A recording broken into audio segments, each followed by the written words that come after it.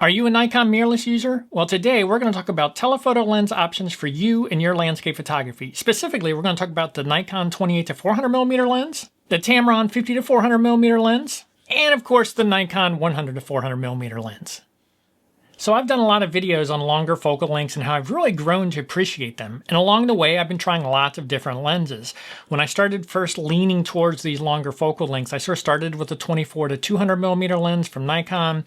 Then I played with the Tamron 70-300mm lens. Eventually, as I got more and more in tune with this longer focal length for landscape photography, I tried out the Sigma 100-400mm lens. And as I continued to appreciate this longer focal length more and more, I did eventually move to the Nikon 100-400mm lens. And of course, I've been playing with the 28-400mm lens for sort of a travel versatile lens. And then most recently, I rented a Tamron 50-400mm lens just to sort of see how it stacks up. But before we get to these three lenses, I do want to talk about the Sigma 100-400mm lens for just a moment. Now, I don't own the Sigma 100-400mm lens anymore, but I do want to give it an honorable mention because as I was learning this focal length, the Sigma 100-400 was my first real lens at that focal length. Now, the Sigma 100-400 was actually made for the F-mount, so I had to use the adapter in order to use it with my Nikon mirrorless cameras, but really, it was a pretty solid lens. The image quality was pretty good, and it was a great way to really play in that focal length without spending a lot of money. That lens comes in right around $800, depending on kind of sales and prices you can find, but it's a pretty affordable lens, and it was a great way to experiment with that focal length. Now, like I said, the image quality was good with it. It was a nice, robust lens, focused reasonably well. I really had no significant problems with it. But as I started to really like the focal length more, it's just little things I sort of made up excuses as to why I should upgrade. In all reality, it was a pretty great lens. But if we want to hear my little excuses as to why I sort of started looking at other lenses and eventually got rid of it, the FTZ adapter, it performed fine with it, but it just annoyed me that of all my lenses I had to have, is the only one left. I needed to use the FTZ adapter to adapt it from the F mount to the Z mount for the Nikon. Then the minimum focusing distance, as I started to also gravitate towards smaller scenes, that minimum focusing distance, it sat around just a touch over 5 feet.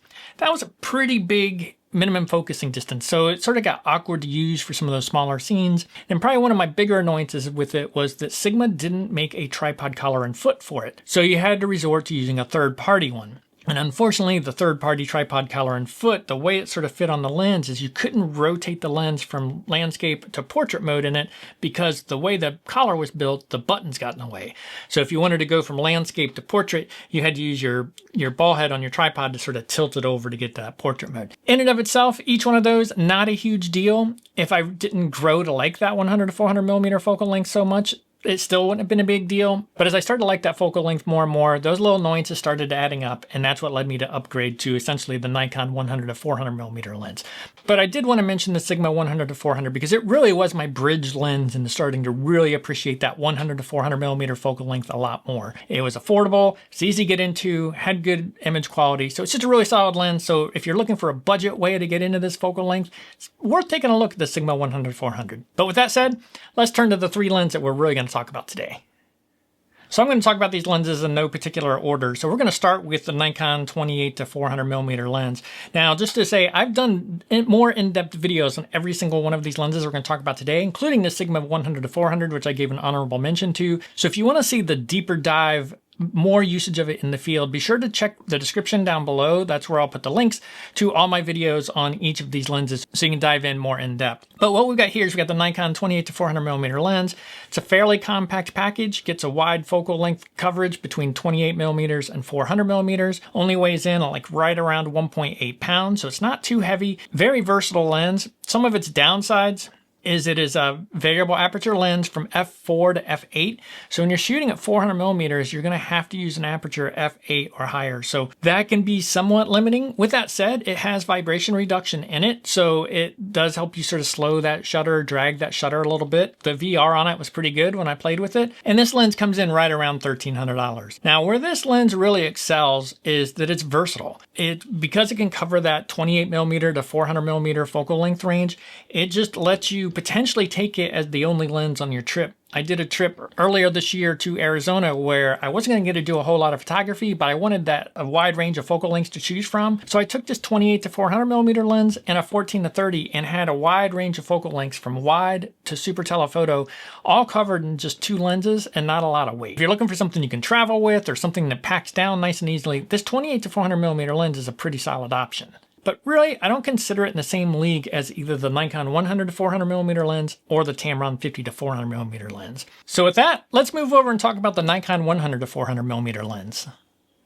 So the Nikon 100 400 millimeter lens is sort of the top of the line lens that you're going to look at if you're looking at this focal length 100 to 400 millimeter lens. And that comes with a price. It comes in right around $2,700 if you can't find it on sale. But with that said, it's a very robust build. It's got metal construction, great image quality. It has vibration reduction to it. Now it is on the heavy side. It's the heaviest of the 3 we're going to look at today, coming in at 3.2 pounds. One of the cons is the tripod foot that comes with it, the tripod foot and collar. The foot is not Arca Swiss compatible. I like everything I have to be Arca Swiss compatible, so I did have to swap that out for another $100-ish to a Kirk foot that had an Arca Swiss plate. Love the foot, but again, it's an additional expense. You're starting to get up around $28.50 to have this lens. But really, it's really hard to beat the image quality. I believe this is what any super telephoto in this class is going to be measured against this Nikon 100 to 400 millimeter lens. It does have variable aperture ranging from f4.5 to 5.6, so it changes some, but at 400 millimeters, you're only at 5.6, so that's not too bad. It lets a lot of light in there, which is pretty good. So this is the lens I moved to once I decided to upgrade from the Sigma 100 to 400. I knew I liked the focal lengths, and I was just ready to remove those small annoyances of the Sigma 100 to 400, and that's how I justified the purchase of this lens. And I've been super happy with it. Like I said, I've got more videos with more details on this lens, description down below, but this is a really great lens. Super happy with it. A couple of the advantages it brought to the table is its minimum focusing distance. It's more like around 2.5 feet or so at its minimum focusing distance, which was a big improvement over the Sigma 100 to 400. It also can take a teleconverter, so you can either put a 1.4x teleconverter or the 2.x teleconverter on here. So if you're looking to get that just a little bit of extra reach, and for us landscape photographers, where sometimes you want that extra reach, but you can pay the light penalty of the aperture increase, and letting a little less light in there, actually a pretty affordable way to go to be able to take this. And like I said, I can put a 1.4 converter on here and get out to 500 plus millimeters, 550-ish millimeter focal lengths pretty easily. So that's pretty attractive to be able to just pick one of those up and pair it with this. So that's a feature. Again, it's a little on the heavy side, so this is why when I was first getting used to the focal length, I would have called this too heavy to carry into the field. As I grew to appreciate that focal length, I was willing to pay that price, and it wasn't a big deal, but it is the heaviest of the 3 lenses we're looking at right now. So really, at the end of the day, it's really hard to beat the Nikon 100 to 400 millimeter lens, but it is expensive. So let's bounce over and let's take a quick look at the Tamron 50 to 400 millimeter lens. So next up, we've got the Tamron 50 to 400 millimeter lens, and this one's only been on the market for Nikon for a couple months. They've had it out for the Sony for a while now.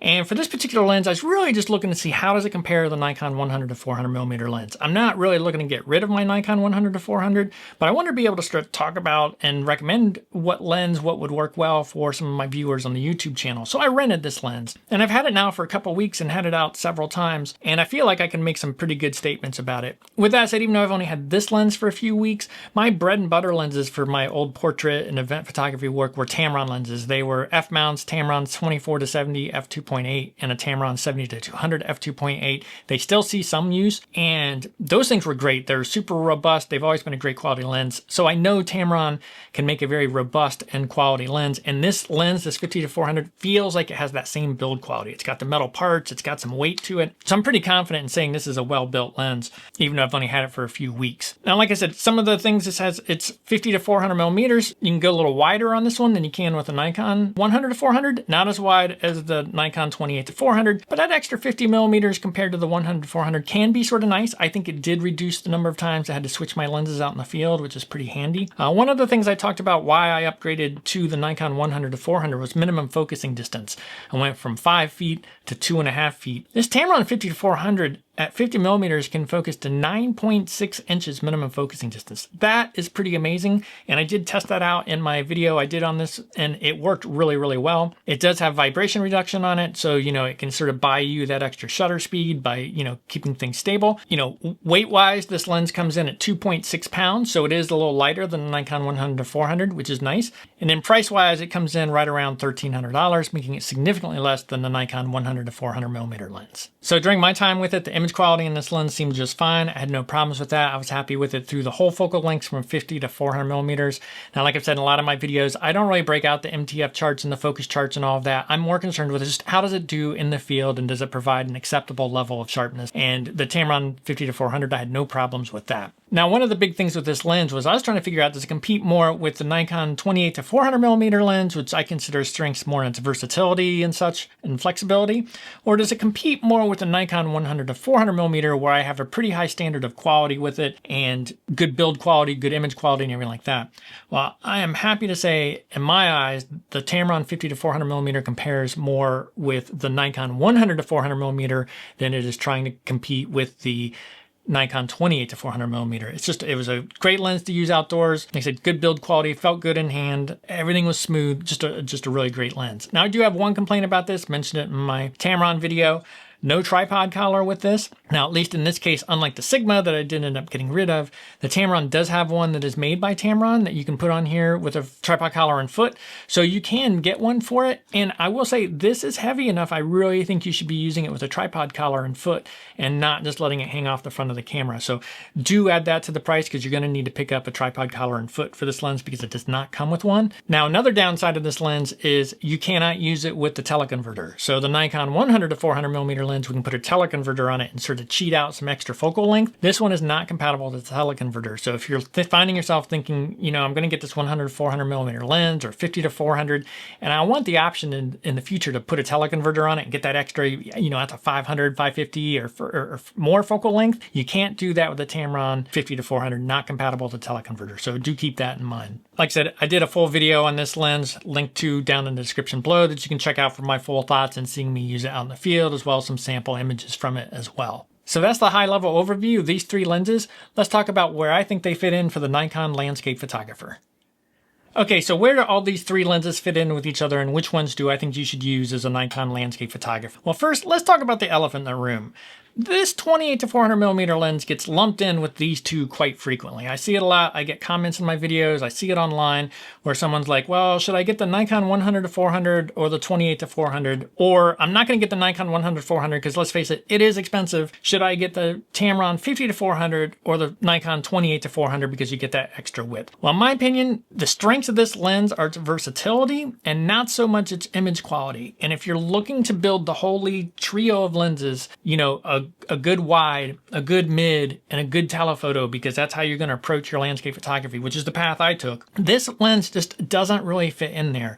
My biggest reason to pick this lens up was, one, just to sort of see how did it compare to the Nikon 100 to 400, and two, because as I started to like that 400 millimeter length range when I traveled and want to keep things light, was it good enough to do for that? And it's fine for that. It's great. 28 to 400 millimeters in one lens. Like I said earlier, my trip to Arizona, I was trying to keep things light. I could take this and my 14 to 30 and be just fine. I could have left the 14 to 30 at home and probably been just fine with this as well. But I just really don't feel like this 28 to 400 millimeter lens is really in the same ballpark as the Nikon 100 to 400 or the Tamron 50 to 400 millimeter lens. So if this is on your list, I would typically only recommend it if you're looking for the versatility of it. The image quality isn't quite as good as these two, but it is super versatile and flexible with that 28 to 400. Keep in mind that aperture f4 to f8. f8's a slower lens. The vibration reduction helps with that. As a landscape photographer, we can probably be shooting off of a tripod, so we can sort of work around it.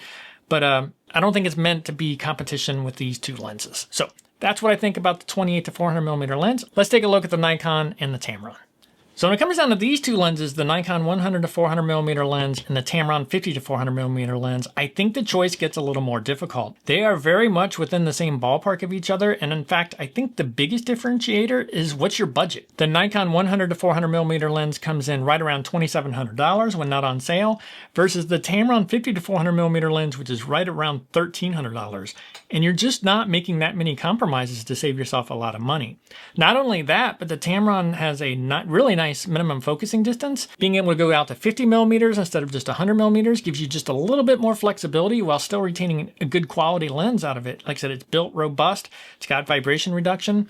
Now it is a variable aperture lens. You're ranging from f4.5 to f6.3, but that's really not that bad. Way better than the f4 to f8 on the 28 to 400. Not quite as good as the Nikon 100 to 400, which is 5.6, but just not that big of a difference. You know, pretty small compromise in my eyes for that. Now, image quality, technically on the charts, the 100 to 400 from Nikon's probably going to do a little bit better than the 50 to 400, but in real world use, I just don't see the difference being that big, that significant. Now, like I said, you can't use a teleconverter on this. You do need to factor in that you're going to want to pick up a tripod collar and a foot for this, but really, if you're looking to get into the 100 to 400 millimeter range, this Tamron 50 to 400 is a really solid choice, especially if you're very budget conscious. If I was picking lenses out, I just might have gone this route because it would have freed up a lot of money for travel and still got me a nice quality lens. So either way, Nikon users are in a great position because we have a lot of options now in that. For quite a while there, we really didn't have an option. It was either use an adapted Sigma, use this 28 to 400, or spend the money on the Nikon 100 to 400. But I think this Tamron 50 to 400 slots in real nice, and it's a very promising lens, and I think it's a very viable option if you're looking to get into that focal length range at a reasonable price. Now, with that said, this is a rented lens. I'll be sending it back. I'll be keeping my Nikon 100 to 400 millimeter lens. I love this lens. It's a great lens. It's right for me. I had the budget at the time to pick it up and get it. I do like the capability that I'll be able to add a teleconverter to it. I haven't done it yet, but I'm certainly intrigued to add a 1.4 teleconverter to this, just for especially out west, there's certain scenes where that little bit of extra focal length could really help. I like to be able to have that option to do it, but I'm real happy with this setup. It's obviously a quality lens, so I'm not going to be getting rid of my Nikon 100 to 400. But either way, nice for Nikon users to have lots of options now. How about you? What do you think? Are you considering a longer focal length? Which direction would you be leaning between the Nikon 100 to 400 millimeter lens and the Tamron 50 to 400? Which way will you go? Let me know down in the comments below. Anyways, I hope you found this video helpful. Like I said, I've done longer videos on the 50 to 400 from Tamron and the Nikon 100 to 400. If you want to take a look at those more in-depth looks, they'll be up here on the screen. And thank you for watching.